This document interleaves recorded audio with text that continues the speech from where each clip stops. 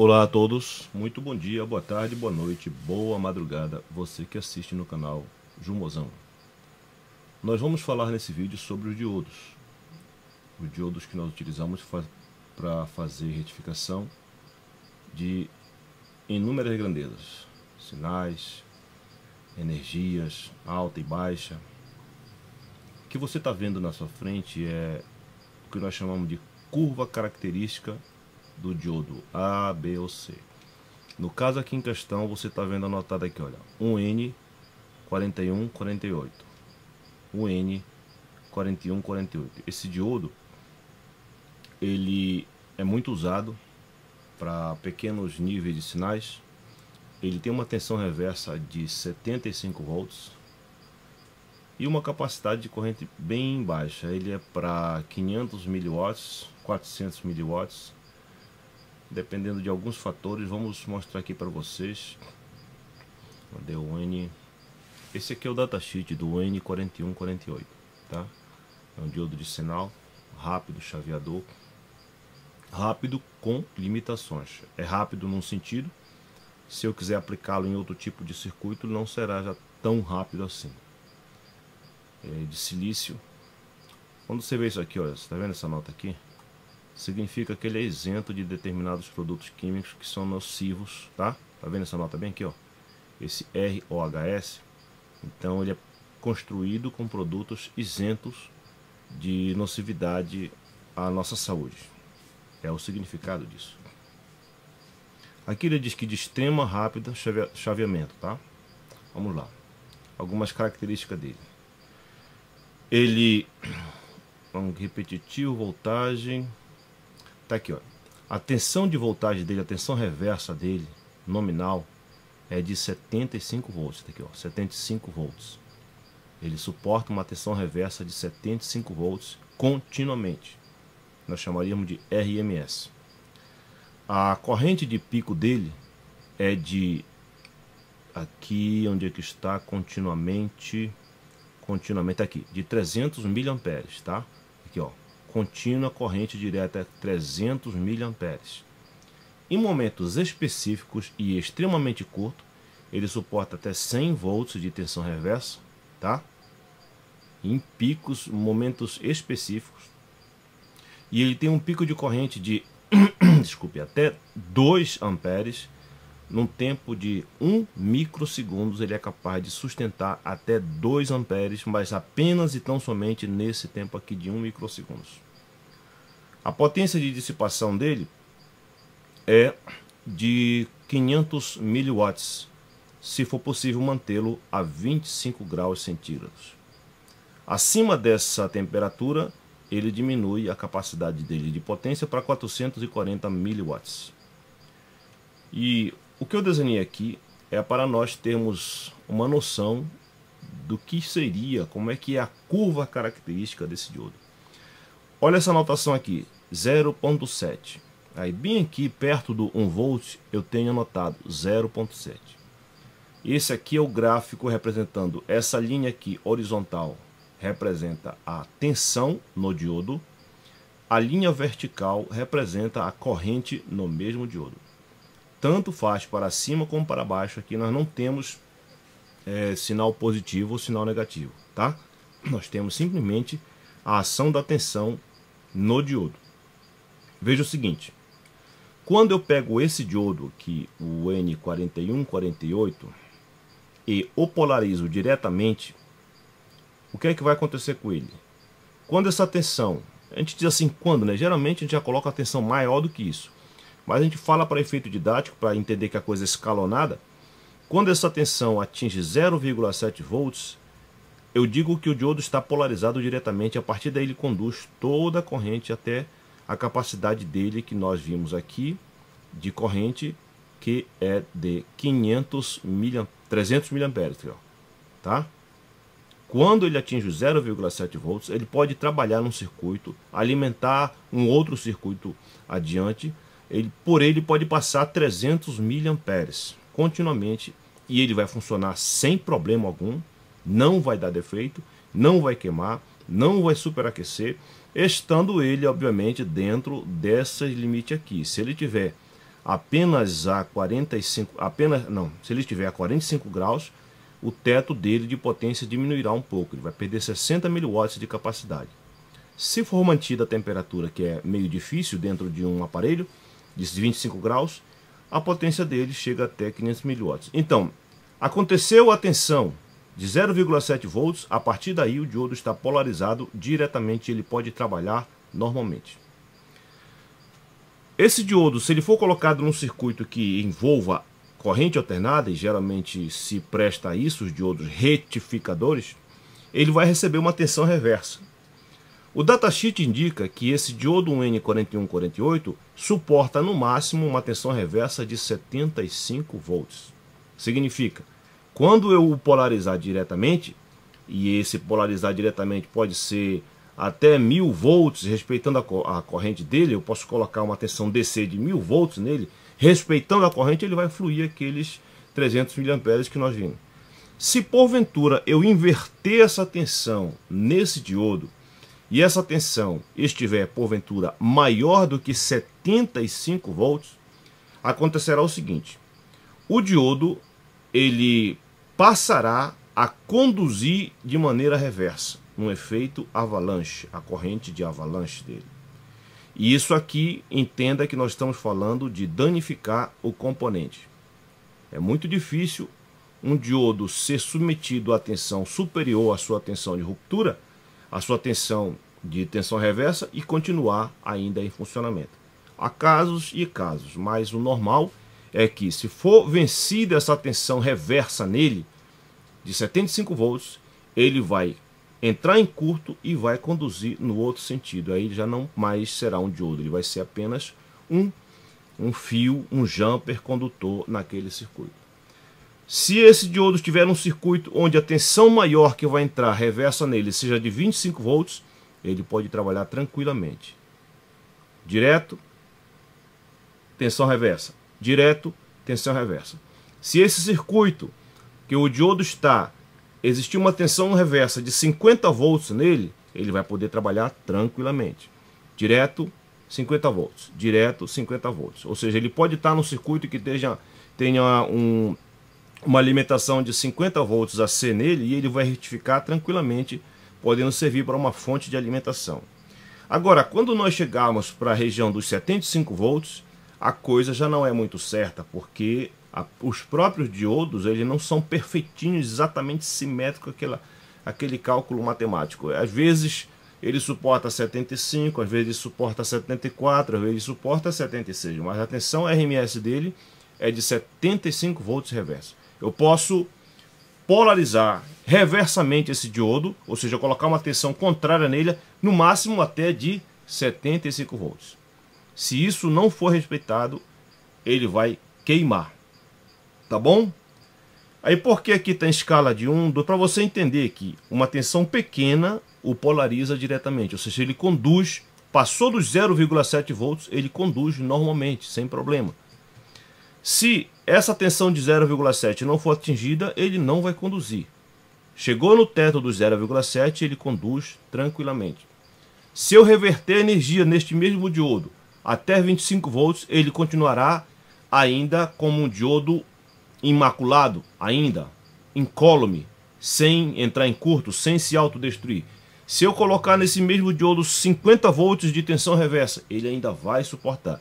Se eu colocar 75 volts, 1 milivolt a mais, ele já vai entrar em ruptura, ele vai queimar, ele vai começar a conduzir, tá? Então, quando ele conduz desse jeito aqui, com uma tensão superior, por que a destruição? Porque essa tensão superior, haverá um fator aqui de corrente e tensão, que ultrapassará aqueles 300 miliwatts que nós vimos aqui, que ultrapassará aqui, ó, os 440 miliwatts que ele pode dissipar, porque ele é pequenininho, fisicamente ele não é um diodo grande, ele é um diodo pequenininho. Então essa tensão superior, mas a corrente que estará nele, vai levar ele à autodestruição. Se ele tivesse corpo suficiente e fosse construído para isso, tivesse ali nas suas pastilhas de silício, lá na composição íntima dele, dentro ali a barreira de depressão dele fosse robusta o suficiente, Eu poderia até usar esse diodo aqui como um diodo Zener de 75 volts, mas ele não foi construído para esse fim, entendeu? Então haverá um fator de corrente e tensão que superará esses 500 milivolts em 25 graus centígrados ou os 440 miliwatts, desculpem, em 45 graus centígrados. Você está entendendo? Então essa aqui é uma característica do diodo, essa aqui é a curva característica do diodo. Aqui eu estou falando de um diodo de uso geral, o 1N4148. Quando a gente vai ver as curvas características, vamos ver aqui, de vários diodos, olha, a gente vê aqui as figuras. Ó. Cada um tem uma curva característica, vai mais à esquerda, mas a maioria vai até no máximo 0,7 volts. Vamos abrir essa imagem aqui, ó. Olha aqui. 0,7 volts, aí ele entra em funcionamento. Vamos ver outro aqui. Aqui não diz exatamente, mas é para dar ideia. Vamos ver outra. Aqui, olha. Zona de trabalho. Ele está falando aqui de Zener, tá? É um Zener. E já já nós vamos falar do Zener. Vamos ver mais uma fotografia aqui. Tá. Vamos voltar lá para o Word. Você observa bem aqui que essa linha aqui, quando passou para a tensão reversa, olha, quando entrou dentro do limite do limiar da tensão reversa, você observa que há uma corrente aqui. É a chamada corrente de fuga. Quando eu polarizo reversamente um diodo, ele tem uma corrente de fuga, sim, muito pequena. Muito pequena. Para alguns circuitos ela é irrelevante, para outros circuitos ela é de extrema importância. Então é importante você notar que a corrente, quando ele está polarizado diretamente, é grande, é toda possível que ele suportar dentro da questão tensão e corrente que estará nele, dentro da potência que ele poderá dissipar. Quando essa tensão é invertida naquele diodo, ou seja, eu pego a alimentação, coloco no anodo do diodo e tiro ela no catodo, tudo normal. Agora, quando eu pego uma tensão positiva, coloco no catodo dele e fico tentando colher no anodo, haverá uma corrente muito pequena, por sinal. Essa corrente só se elevará quando for superada a tensão de ruptura, de tensão reversa desse diodo, com essas características. Vamos olhar aqui os datasheets de alguns diodos. Aqui eu estou com um diodo de alta velocidade, tá? Esse aqui é um diodo de alta velocidade. Ele tem uma tensão de trabalho, vamos aqui, não repetitivo, tal, 300 de volts, aqui, tal, repetitivo. Assim, continuamente, esse diodo aqui de alta velocidade, ele suporta 200 volts de tensão reversa. Em momentos muito estreitos, ele chega a suportar 300 volts de tensão reversa. A capacidade de corrente desse diodo que nós estamos vendo aqui, o 30DF2, é de 3 amperes, tá? 3 amperes a 60 Hz, ele é para 3 amperes. E essa temperatura aqui, olha, que esses 3 amperes é para essa temperatura aqui, tá? Que você está vendo. Depois eu vou ser mais específico nessa matéria. Vamos ver aqui. Ele pode trabalhar, esse diodo aqui, ele pode trabalhar em ambientes que infringem a junção dele de menos 40 graus até mais 150 graus. Já é um diodo robusto, ou seja, ele pode trabalhar em ambientes muito frios. Inclusive é bom você já sabendo, eu vou tocar logo nesse assunto, que existem componentes de uso militar. O componente de uso militar, ele, por exemplo, aqui está menos 40 a mais 150. O de uso militar, ele vai aqui possivelmente a menos 100 até mais 400 a 500 graus. Então ele tem uma capacidade operativa muito mais ampla do que aquele que nós usamos nos sons domésticos, nos aparelhos domésticos, nos televisores e tudo mais que a gente conhece. Tá bom? Vamos ver aqui, a temperatura de junção dele é de nos terminais de 8. Depois eu falo disso aqui, que senão a gente vai entrar em confusão. Mas basicamente, esse aqui é o corpo dele, as características, o tamanho dele para efeito de projeto de placa que alguém precisar saber. Vamos aqui um outro diodo. Esse diodo aqui também é um diodo de alta velocidade. Depois eu entro nessa questão. Eu quero mais que vocês vejam esses dados que eu estou anotando. Olha, tudo que foi medido a uma temperatura de 25 graus a uma frequência de 60 Hz, tá? Esse diodo aqui, ele é para 1 ampere, tá? Continuamente ele pode retificar a corrente de 1 ampere. Agora, ele suporta várias tensões. Conforme o modelo, olha, ele suporta até 1000 volts, olha, 700, 1000 volts. Olha. Modelo tal, 1000. Modelo tal, 800, entendeu? Mas todos só podem conduzir uma corrente de no máximo 1 ampere.